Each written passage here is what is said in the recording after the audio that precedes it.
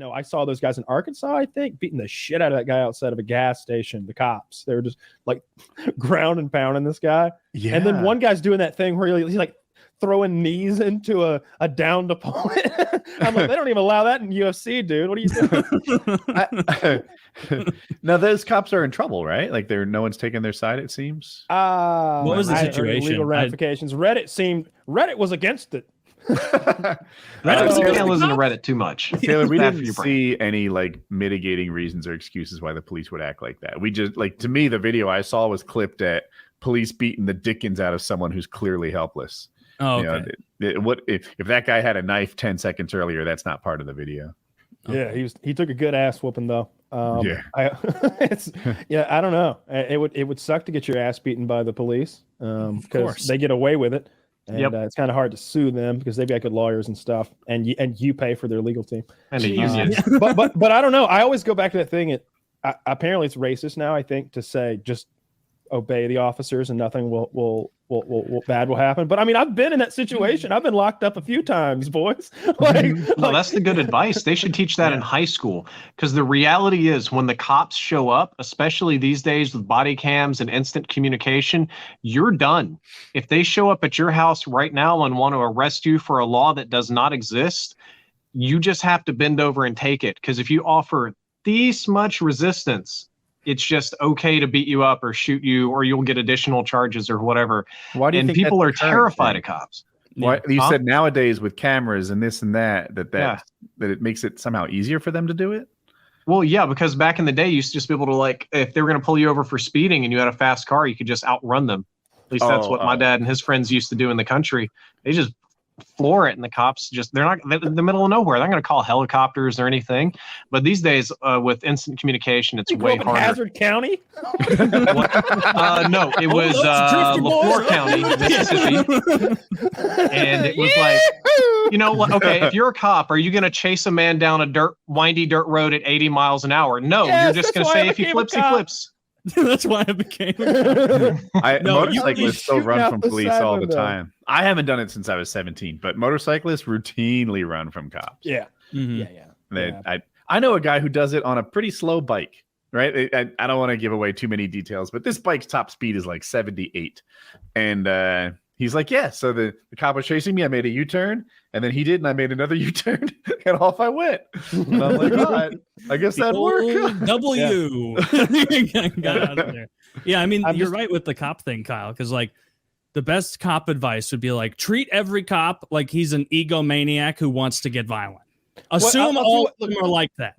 Look, I've been in multiple situations where some of them where I went to jail and some where I didn't, where like the cops were there and I had guns and they had guns and we needed to end this peacefully. And certainly it was going to end with me being like, hey, I got guns. Don't be scared. Let's make you happy. And you know, I never got shot. And this one. It's been like that. Like when I got arrested at the post office, they were like, you got any guns on you? And my first instinct was to be like, none.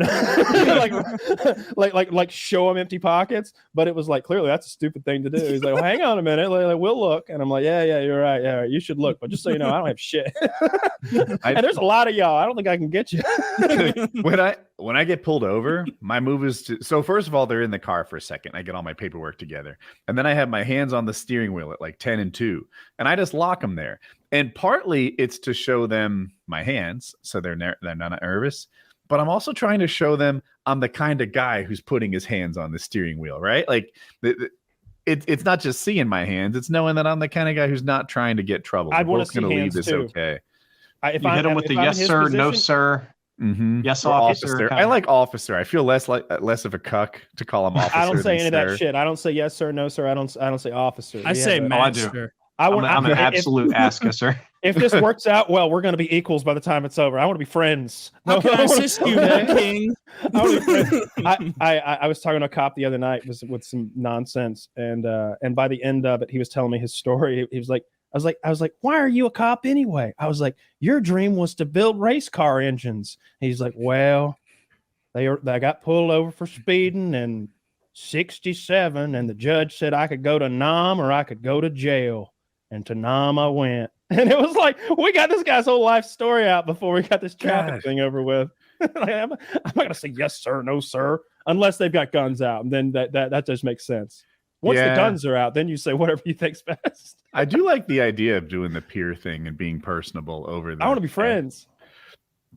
I can see that. Being combative, very bad idea. But it's really rough if you ever get pulled over by a cop that's already on an ego trip. They've had a bad day. They're combative. Get up in your face, yell at you, try their best to trip you up. It's rough to deal with. Yeah. Cops can be such assholes. And it's like, that was where the Uvalde thing got me so mad. Like, look, you're already strutting around like peacocks where everybody kisses your ass and calls you your town's finest. Now you have to, every once in a blue moon, actually be worth a shit. And when the rubber hit the road, you're worthless. You fucking cowardly cunt. I agree. I'm in Texas, so the Uvalde thing hurt. There's like, how many cops were there? 70, 100? I lost track. They didn't do anything but arrest parents. I think less of Texas and Texans because of it. I'm not even kidding.